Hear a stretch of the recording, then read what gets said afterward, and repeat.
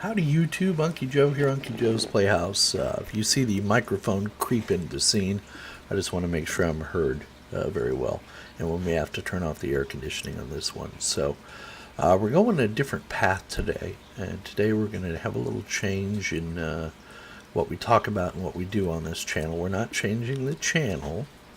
We're just making a, let's just call it a different playlist for some of those of you that are not so much interested in tech as you are interested in about history and mysteries and things like that. And I want to slow down and take my time on this today because sometimes when I get in front of the camera I get a little nervous and I get a little go, you know, kind of that, ooh, gotta go, gotta get it done kind of thing. And I want to make sure this video is relaxed and that I can bring my point across to you in the manner in which I mean it to come across. So some of y'all are not going to like this video series at all because you're techs, and that's fine. But I'm a tech, but I'm also I'm a history buff, and I just love history. I just love the history of mankind, the history of people, history of the world. I like studying things like volcanoes and what causes tidal waves and earth upheavals and pole shifts and all that kind of stuff interests me to no end. And I like to talk about it with like-minded people. So what this series is going to be about is just that. We're going to talk about a little bit about everything under the sun. And I'll try not to cram too many subjects into one show. But, you know, once my mind gets going, it like I said, sometimes I have to calm myself down. Otherwise I start rambling. I'm going to share with you a little story. You know, I'm 52 now. I'm soon to be 53 in January. And when I hit 40, I had my midlife crisis, as you would call it, I guess. It wasn't really a midlife crisis. It was just kind of an epiphany moment for me. And it could have been 41, it could have been 39, but right around that time,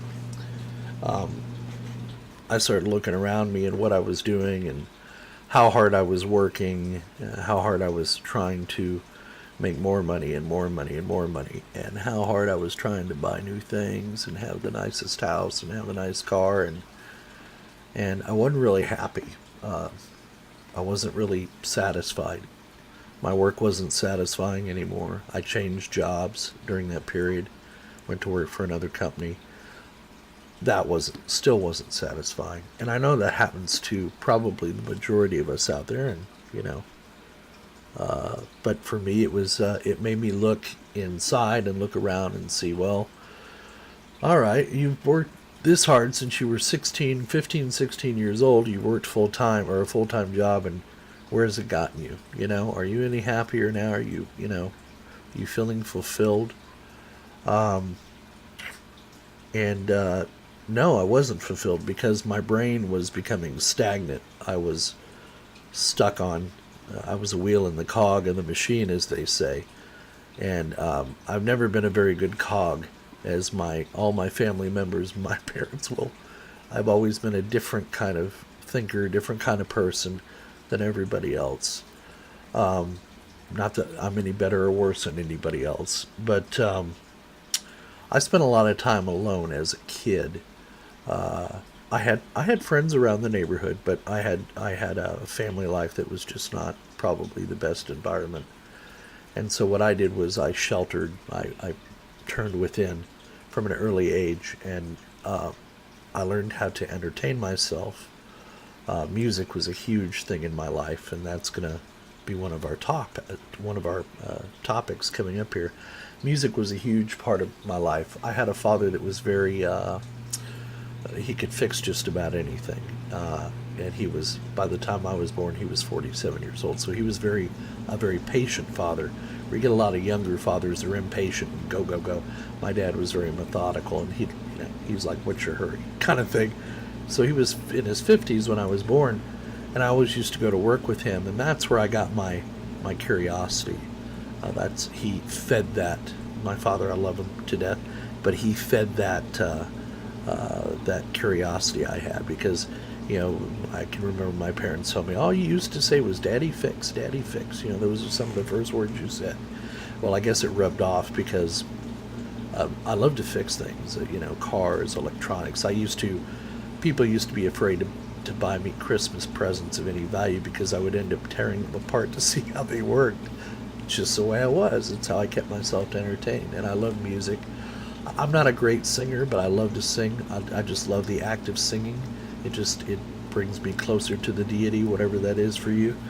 And so I've loved music, and that's how I got through my childhood. I went into books. I worked on broken TVs and broken radios, and would tear my stereo apart, and listen to the music and study and learn things. And I was good in school up until about high school. So elementary school was great. Middle school was pretty good. I was in the choir. I was a pretty good singer, but I was still kind of an introvert, which, was an introvert doing on YouTube. You're an extrovert. Now, you can be both. I'm one of those. I'm both. I was the class clown, but I liked my privacy and my quiet and to still my mind. And the reason I didn't do so well in high school is because during that time my parents got divorced. That wasn't the reason I didn't do well. It could have been one of the contributing factors, but ultimately doing well in school was up to me, not up to my parents. But anyway, I digress. So we moved from Nebraska to Texas, where I was born. And Texas schools are completely different than they were up north. And I just didn't, I got more and more introverted. This upheaval in the family, not knowing where we were going to live next or what was going to happen, and all that played on me. So I always cover things up with comedy. When I'm hurting, I make light of it or try to. But the thing that got me as I got older into school, as I got to freshman and junior year, was I wasn't being taught anything. Oh, well, let me rephrase that. There were a few teachers that were teaching me. I had a really good science teacher. I had an excellent history teacher. I had an older math teacher that, even though she tried to teach me, I just wasn't that interested in math. I am now, but I wasn't then. But the problem was with school, as I go down another tangent, is they never taught me really anything. I loved science. I loved history. I had two good teachers, and I had a good grasp of math. Once I got it, once the light bulb went off, I picked up on it and I could move on and I could do anything with math. I loved algebra. Loved it. I'm still not great at math, but I can add and cipher. I can cipher real good in my head. But what they taught me most at school was to fear authority.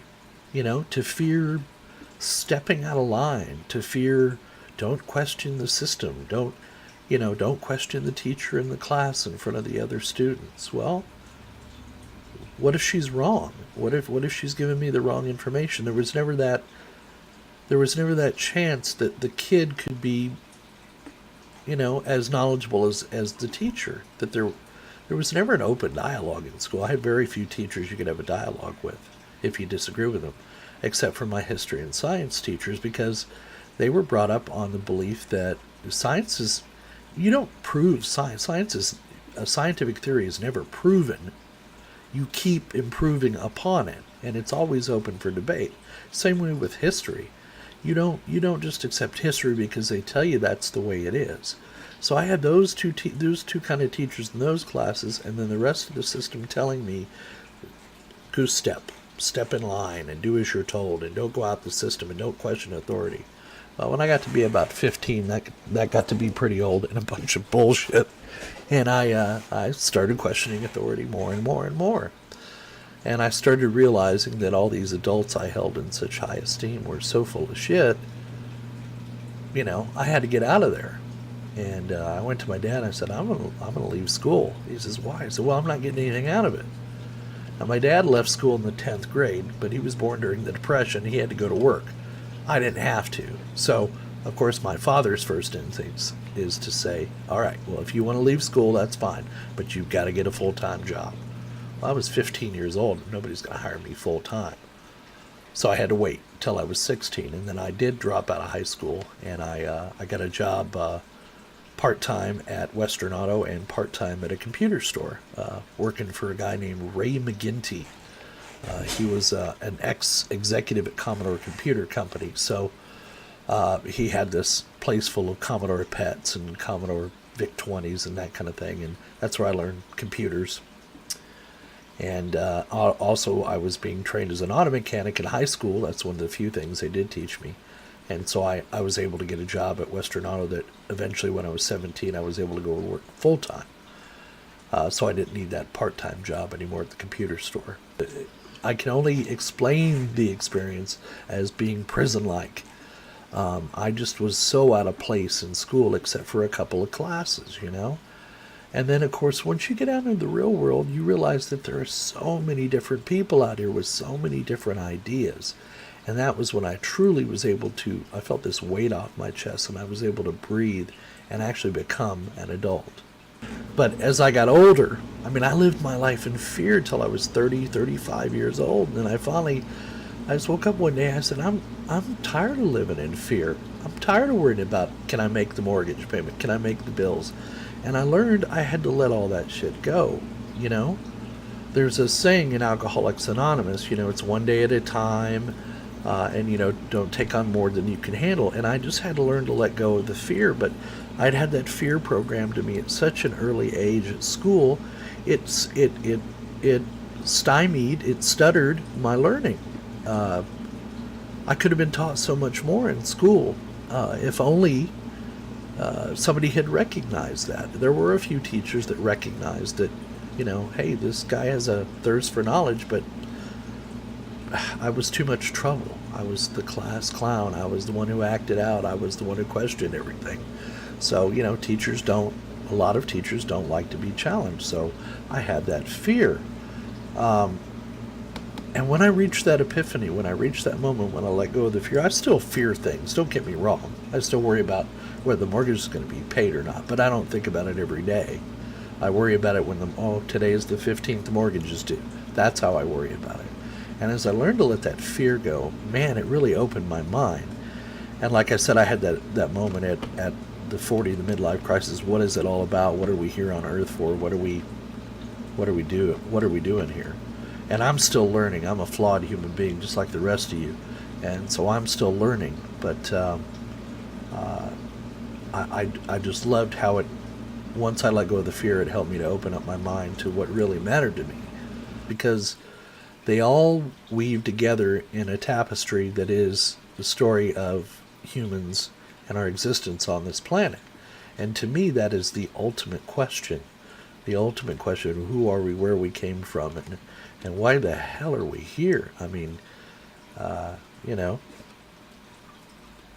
the eternal question. Now, I'm blessed.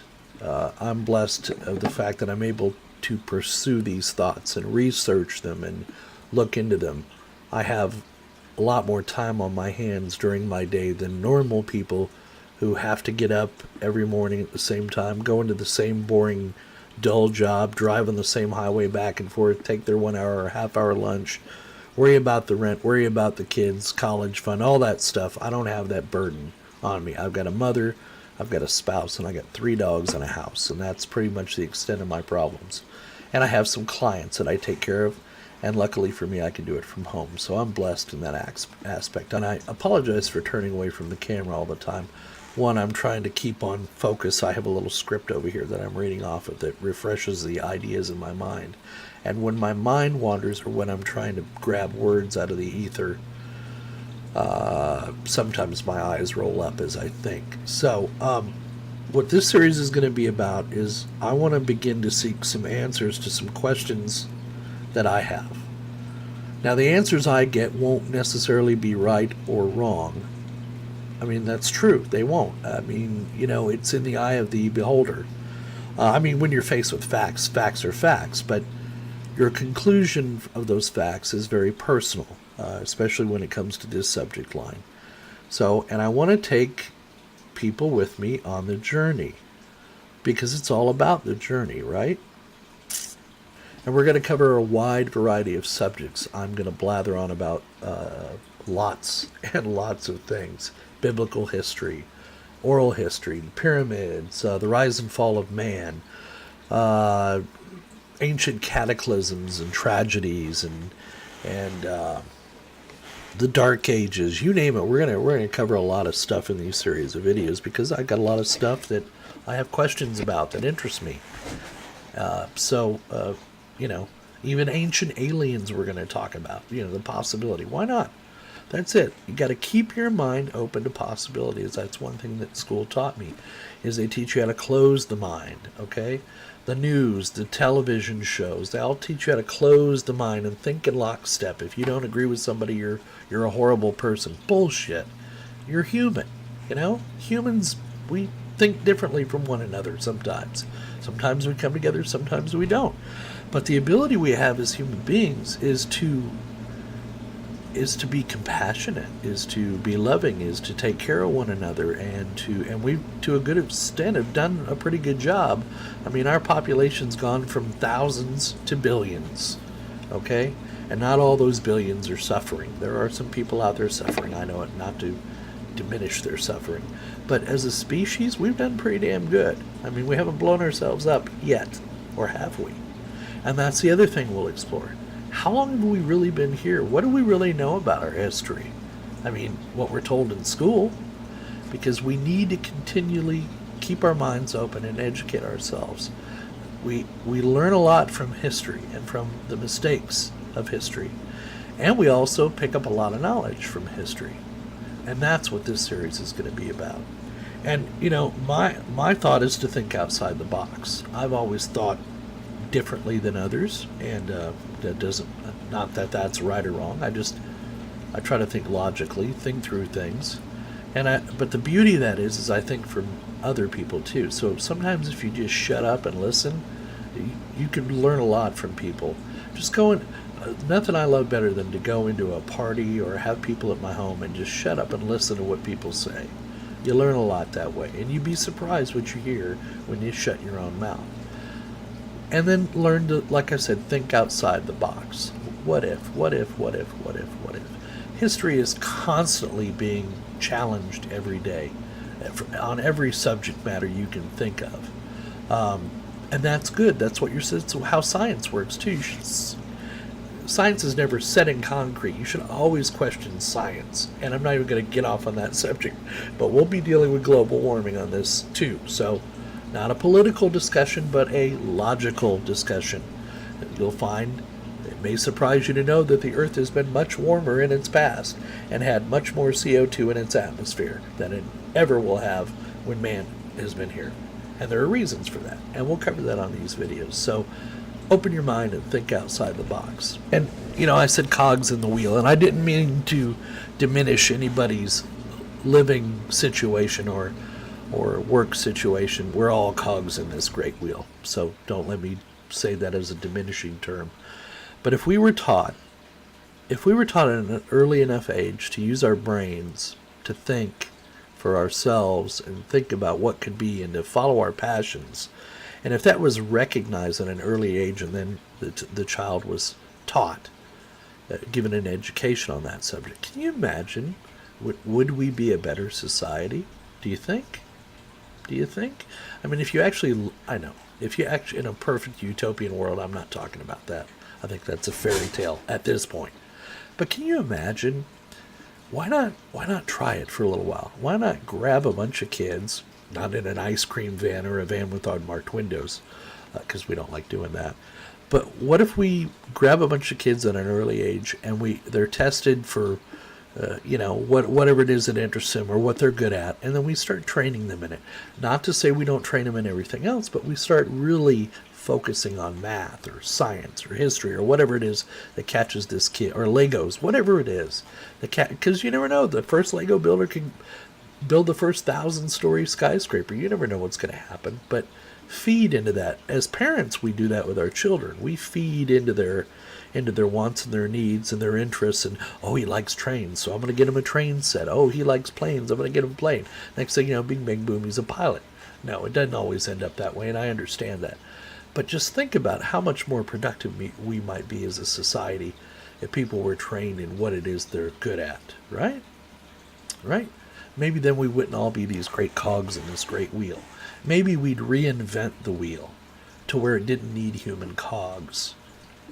Did you ever think of that? Is that a good idea? Well, think about it. And on that vein, automation and globalism are here to stay. If we don't trade with one another as an open societies and open and free trade and fair trade, we won't survive. Yeah, we can't. I mean, China can't survive without our grain. We can't survive without their electronics and their light bulbs and everything else that's made in China. So globalism is not going anywhere. It's like it's like Social Security. Once we got it, we're never going to get rid of it again until we die or the planet blows up. So they're here to stay. So eventually, people are going to get to a point where they're not necessary for certain jobs or all jobs. Who knows? Shouldn't we be training and filling our brains full of information that could help us do other things as we move on in this global economy? That's kind of scary. We should really be focused like a laser on education, especially since we're a first world country. If not, we're going to slip and become a third world country. But we need to teach our children to think, not to obey, and not to be, frankly, this. But think about the potential for our society if we could do what we were really good at, get paid for it, whatever. I want to think differently. How about you? So that's what this series is going to be about. So thanks a lot for letting me go on this long-ass rant. But I think it's when I rant I do some of my better stuff, and I get out of my shell a little bit, and you get to know me a little bit better. And I hope that some of you are going to come along with me on this journey, and I'm sure we'll get some new people coming on board, new subscribers to do this. That's not why I'm doing this. I'm doing it because I love it. Remember when I told you I started this channel, I was going to share with you my life, my work, my passions. This is one of my passions. I believe in what I'm doing is good for my mind and will keep me healthy and active well into my 60s and 70s, at least I hope so. And it's a hell of a lot more fun than sitting around a TV or my tablet or phone. And frankly, it's better than clicking, clacking keys on the keyboard because IT work is great, but it gets boring after a while. But anyway, so hopefully you'll come along with me on this new series. I hope you found it entertaining and informative. As always, give us a thumbs up down below if you like it. Leave your comments in the comments section, and we'll see you on the other side.